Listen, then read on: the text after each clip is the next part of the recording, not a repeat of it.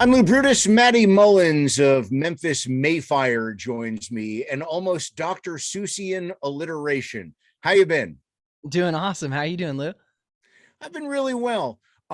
Remade in Misery. I'm not even sure what that means, but it sure sounds perfect for 2022.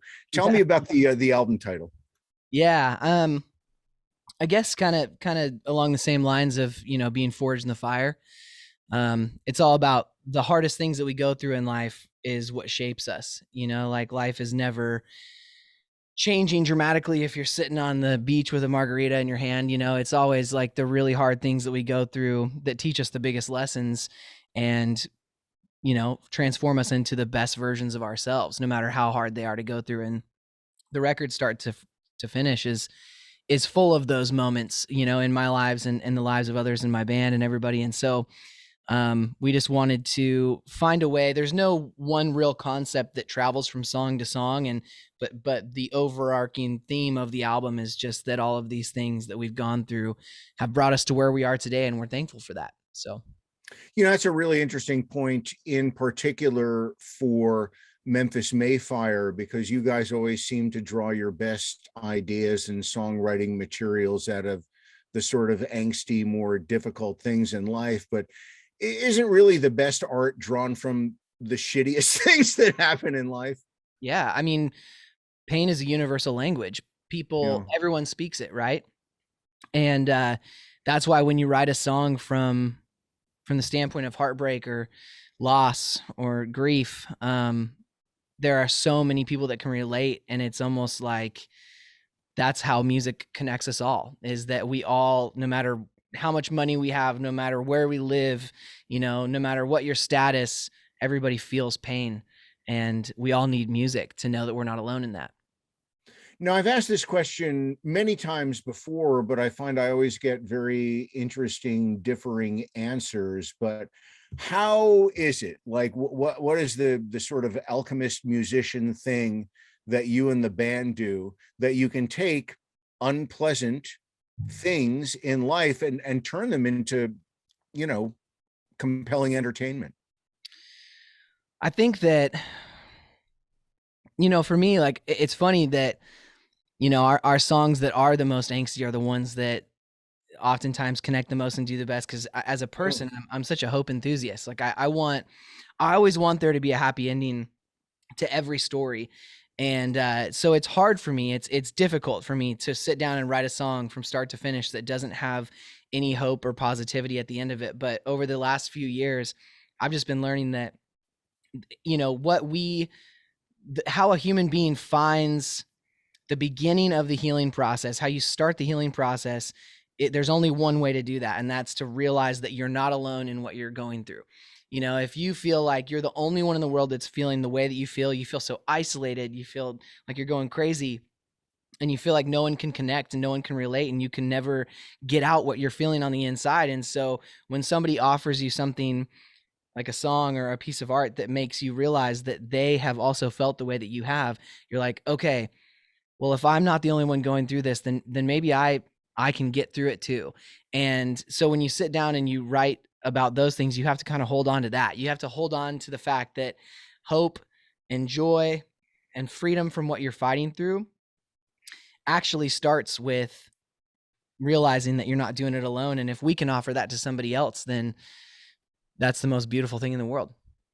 Just about anybody who creates art, in particular songs, often get feedback from fans about how a song has helped save them, or has helped get them through tough stretches. I would think that those stories tend to be a bit more acute and plentiful with you and Memphis Mayfire. Are there any specific instances you remember through the years where somebody came up and said, this song did this for me, and they sort of poured their hearts out? And I'm not looking for you to embarrass a fan, but anything that you could share would be, I think, would be interesting and helpful.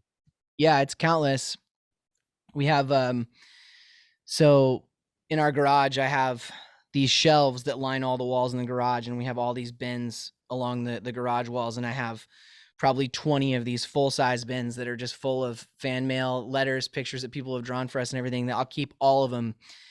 Every tour that we go on, if anybody gives me something like that, I'll read it. I'll put it back in the envelope. I'll put it underneath my bunk so that I have all these like letters and everything. And then I'll get home and I'll just put them all in a bin and I'll hold on to them because they're so powerful, these stories. And it's hard as an artist to write something that you feel is so specific to you, and then hear a story like that. It's like surreal. You can't imagine how that's possible because you're like, man, I just wrote this from my own perspective, but somehow they feel like that song is about them and for them, and it's the most beautiful thing. But yeah, I mean, without getting into too much detail for any, one person and not knowing what they might want to share, I mean, there's been people who have said like, I have been at the very bottom, about to take my own life, and I heard this song and it was almost like all of this confusion and thoughts that I had in my head that I couldn't piece together. It was almost like the words in this song put them all together, and then I could finally make sense of it.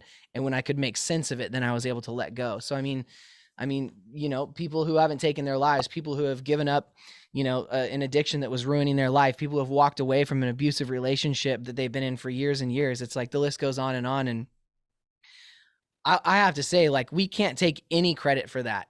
The fact that people are feeling that way is only because we are also people. We are also human beings. It's not like we have this like gift, to like write songs to heal people. It's like all I'm doing is just putting on paper. I'm just bleeding on paper. I'm saying like, hey, here's this guitar riff and here's some thoughts that have been going through my head recently. And someone's like, oh my gosh, like those are the thoughts that are going through my head. And it goes back to what I said earlier about just people connecting and relating and that bringing healing. It's like, we just get this opportunity, this gift, this platform to be able to be honest about our lives.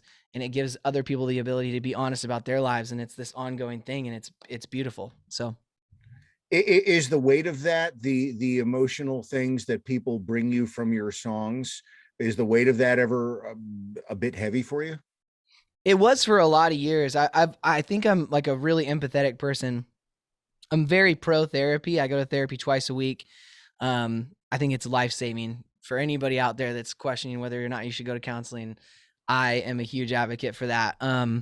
And like different people handle emotions differently. Some people just bury it. Some people medicate it. Some people just feel it so deeply. And I'm such a feeler with everything in life that it was really tough for me for the first like probably 5 years that the band was touring and getting those stories. But then I realized that for me to have the capacity to hear about somebody's pain and to be with them in that through music or through a conversation outside the tour bus after a show one day can be so therapeutic and so healing for them. But for me to hold their weight, to hold their pain, does them no good at all. They're already holding it. And they don't need me to take their weight and carry it for them. They just need somebody to listen. And when you realize that the simple act of listening to somebody is enough to give them a life-altering moment, it just makes it a lot easier to just listen.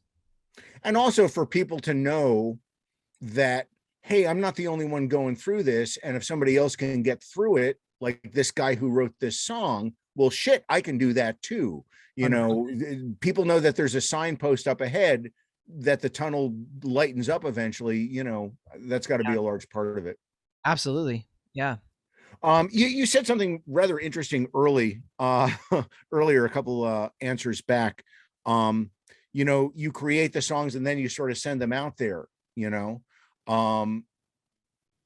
you ever find it strange how things come back to you, that sometimes it's very emotional, or sometimes it's 40,000 people singing back lyrics? Does the whole thing ever strike you as rather odd? Oh yeah. Absolutely. I would say, like, I don't know if I actually do feel like I know that human beings are not wired to be on like a pedestal or to like stand on a stage or to like receive that type of like praise. I don't think we're like, we can't handle it. You can't so you have to somehow like mentally disconnect from it. And instead of being like, oh my gosh, here I am, and all these people like bought a ticket to see me and perform my art or whatever, you have to look at it from a perspective of, oh man, like these people have felt the same pain that I have. They connect to this song. We all get to be in the same room together to just spill our guts, to just like vomit these feelings, and it's therapeutic and it's healing. I think if you have this idea or this perspective that like you are on this stage and all of these people below you are singing your own words back to you and everything, I think that that's like a fast track to, you know, like an addiction that'll kill you, because I don't think that anybody can actually take that and own that as if they deserve that. If you don't mind telling me, what are your therapy sessions like? I've never been to therapy, and I would be curious what it's like for real. We've all seen stuff in television and movies, but Yeah. what is it like for you? Yeah, I mean, the counseling that you see in movies and in Hollywood or whatever is actually, it's the worst thing. It's like you everybody has this stigma about therapy because they're like, "Oh, I got to go see a shrink, or I got to go to counseling." It's like, for me, having a therapist, it's somebody it's a safe person that you trust, that knows you at your core, but they're not in your immediate circle of friends or family or anything like that. A lot of the things that you internalize, the things that you think, or the things that you want to say but can't say, you can bring to that person. And it's this like place of serenity where you walk in and you just let everything go and you just speak. And oftentimes you're the one that's talking the most, and the therapist will oftentimes or sometimes have things to say back. And you know, like I think that in these seasons of life where we're going through things, because there's never a time when you're not going through something or trying to figure something out, having somebody like that, a safe person that's outside of your circle that you can really be honest with and really say what you need to say to, um, allows you to process. You know, for me, like even when I was in high school, I had the hardest time figuring out anything regarding like math if I didn't say it out loud. I would watch somebody say it to me, and then I would think about it in my head and I couldn't figure it out. And then the teacher would come over, and as soon as I was like, I don't understand this. How does this plus this equal this? And then I was like, oh, and then it made sense. And I think that that's the way that our brains work, is that if we can say something out loud, it gives our brain the ability to process it and finish the puzzle so that we can put it somewhere else and move on. And I've done a lot of what's called EMDR therapy. And it was originally developed for soldiers with post-traumatic stress syndrome. So if you've had a traumatic thing that's happened to you in your life, you go through this form of therapy called EMDR, and you're holding buzzers in your hands that buzz left and right, and you're watching a dot on a screen go left and right, and you're recreating what's called rapid bilateral eye movement. And it happens while you're sleeping. While you're sleeping, your eyes are actually going back and forth rapidly like this. And that motion actually takes things from your frontal cortex, where you experience and feel, and your palms get sweaty because something's making you nervous and all those things, and it will move it to the parts of your brain where it stays, and you can have the memory, but you don't actually have to feel those feelings on a day-to-day basis. Well, if you go through something traumatic, oftentimes your brain never processes it fully, and it kind of stays in your frontal cortex. So you're going through life in situations that aren't dangerous, or, you know, like for a lot of people, it's like public speaking or flying on airplanes or driving in cars, like all these things that feel dangerous when they're not. It's because your brain didn't actually process something that happened earlier in life.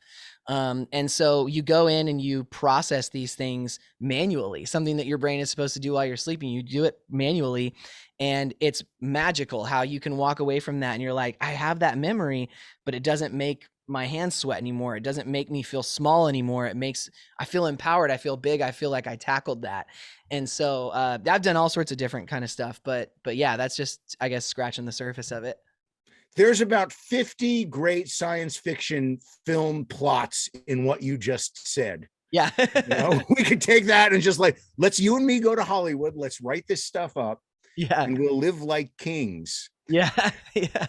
And again, I would have to think that this sort of, I just call it soul searching, is a bit overly simplified, but boy, oh boy, it's got to help you write songs. Yeah, absolutely. I think that for me, I think for a lot of people, a lot of artists, when you're really feeling heavy about something, you're like, I have to get this out somehow. And people will write songs that way. Mm. For me, I've always been, I don't know if you know anything about the Enneagram or whatever, but like I'm a 6-wing 7. Like my 7-wing, I really want to always have a good time. I want to run from pain. I want to cover it up.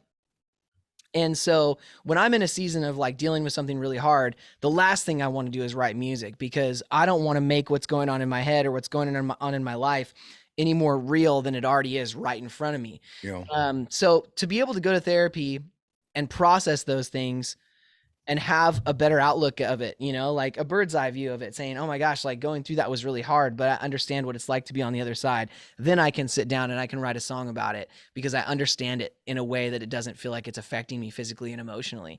And then I can give that song to anybody who might be going through that in whatever season of life they're in.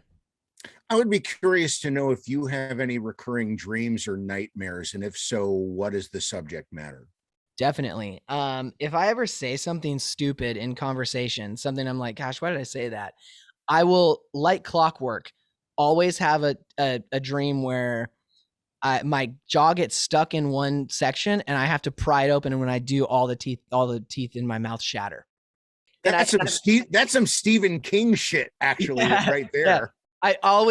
I wake up from it always being like, oh my God.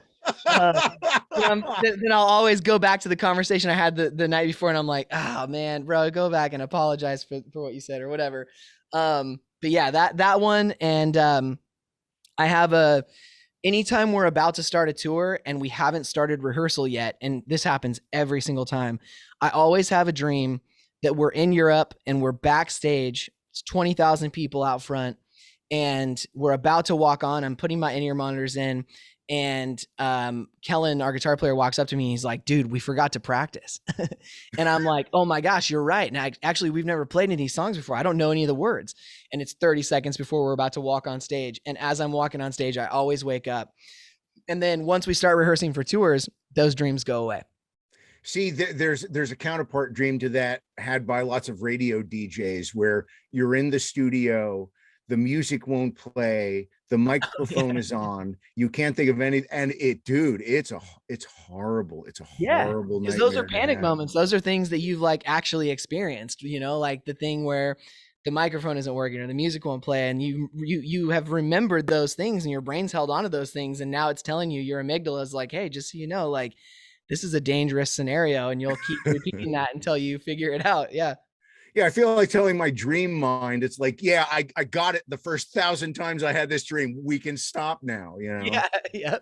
If you wouldn't mind, give me some background on Somebody and how it came together. Yeah, so Somebody was actually the first song that we wrote for the record. Now, you know what? Full stop right there. So many times I talk to artists and they're like, hey, let's talk about my new big hit single. This is the song that barely made the record. We wrote it on the last day. Didn't think it was going to make it. It's very refreshing to have somebody say, this is the first song from the record, and we're really happy with it. So please continue. And I mean, I've had that experience too, where you're just like, this doesn't fit. And then you finish it and you're like, oh, this is amazing. But no, with Somebody, I think we started with it because, like, as far as the structure of it, it just felt like this will be one that's easy for us to kind of get in the groove with. And so I wrote the lyrics and with that song with my buddy Cody, and he came over and, like, we just sat down, we were writing, I was like, here's my chorus idea. And he's like, cool, I kind of hear this in the pre, like, what do you think about this? And it was kind of this like really pop structured melody in the pre-chorus. And I was like, oh, it's so flame. And we just went back and forth and had the best time. And we finished it and we just went ahead and cut the demo. Like, the studio's all built out in here where we can just kind of cut on the fly. And it just felt so special. And I sent it to Kellen and our guitar player, and he writes all of our instrumental stuff. And he was like, dude, I've been listening to this the last 2 hours, just dancing around my room. And if you know Kellen, you know that he doesn't dance. So that was a funny response to get from him. But yeah, I mean, the song felt really special from the jump. And it's obviously the song is about substance abuse, blatantly about substance abuse. Yeah. And it just it has kind of like a groove, like a flicker, something special about it that we've never accomplished in any song that we've ever put out before. And so when we finally got to share it a year after writing and recording it, it felt like a moment for us. It really seems to me that you guys still enjoy creating music, because I know some folks can burn out on it, in particular writing songs. After a while, to some artists, it becomes, almost nightmarish trying to come up with things. Yeah. Like, that was one of the I guess that was the silver lining of the pandemic for us, was just that I think that a lot of artists, like they say you have your whole life to write your first album, right? And it's true. And as soon as you have even a little bit of success, there's so many voices. You got your label saying like, give us another record. You've got your booking agent being like, it's time to go on tour. You got your management being like, how quickly can we get this done? And then it's just like chaos. You've got your fans being like, I wish you sounded more like this. And then your old fans being like, no, go back to your roots. And it's just like, shut up. It's like, everybody shut up. Like if I'm going to write a song, I need you to shut up. And you never actually get anybody to shut up. That doesn't happen. So during the pandemic, like we realized that we didn't have touring. We didn't have any opportunities outside of writing music. That's all we could do. And it was so refreshing to sit down and be like, not only are we not going on tour, but we literally cannot go on tour, and nobody's on tour, and we have nothing to think about outside of this record. And I want to rediscover who we were when we didn't have anything but the record, which was our first full length, Sleepwalking. And then after that, The Hollow. And it's like, before we really had any opportunities, it's like the songs were all we had. And it's so easy to get caught up in the flow of like, oh, well, like, let's wrap this up because we have bigger fish to fry. And you lose sight of just how important the songs are and how that's the foundation of everything. That's why people came to you in the first place. And so when we had an opportunity to just have the music, I know that we wrote the best record of our entire career.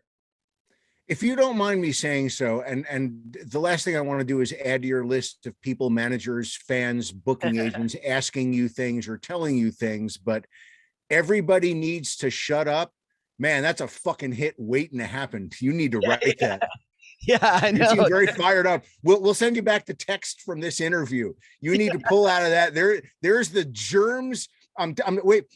I smell Grammy Award. Oh, there it is. I know it. I feel it in my fucking bones, Matty. I feel it in my bones. Well, we do need a Grammy, so maybe when we hop off this call, I'll start writing the lyrics for that one. It'll look nice over your left shoulder there by the sound padding. That's awesome. So, is there anything that you remember from early on? Any seminal moment that you thought, wow, we're actually making it? For example, do you remember the first time that you guys had a stage banner built, or the first time you had custom guitar picks? Do you remember anything like that where you're like, we're a real band now? I think that the funny thing about that is that there's always those moments in every like level of the band. And then you realize after having like 100 of those moments, you're like, I don't know if we're ever going to make it. Cause I thought we made it. I thought we made it like 10 years ago when we had our first tour bus. And then now I feel like we're not making it if we don't have the bus that has the 2 bathrooms and the slide out. And then, like, how cool is a bus if this band has a private jet? And you're just like, like, I guess there's been a lot of those moments, like Sydney, Australia, Soundwave, Metallica, Linkin Park. We got moved to stage 1A. So it was literally like us, Anthrax, Metallica, like was that stage. And I was just like, boom. And I still look back on that and I'm like, on that record that we were touring on, like we had that opportunity. That doesn't fit. But that opportunity was crazy. And that crowd was so electric, just ready for Metallica that night. Yeah. That they were just stoked for whoever came out on that stage. And so we went out and it was hilarious because the biggest backdrop that we could possibly print to bring to Australia took up about, it looked like bro, I'm serious. Up against Metallica's backdrop, like it literally looked like we put a sheet of paper on the stage that some said postage stamps. Yeah. Yeah. It was so bad. And if you go, you can find pictures of it online too. It's hilarious, but it was just like, it was a magical moment, man. And I mean, I think that getting to tour with bands that we grew up idolizing just in general, though, your idols become your rivals, like that kind of thing, just like making friends and with bands that shaped your life, like those kind of things just make you feel like, wow, like this guy has my attention. I have this guy's attention, like bands like Story of the Year and My American Heart and, like just like childhood things that you never thought would come true. Those kind of moments, I guess. Well, listen, it's always great to talk to you. And you sound like you've come through I call it the recent unpleasantness the last couple of years. You sound like you've come through pretty well, and I'm very glad for you. And the new music is fantastic. I can't wait to see you on the road. Hey, thank you so much, Lou. It's an honor.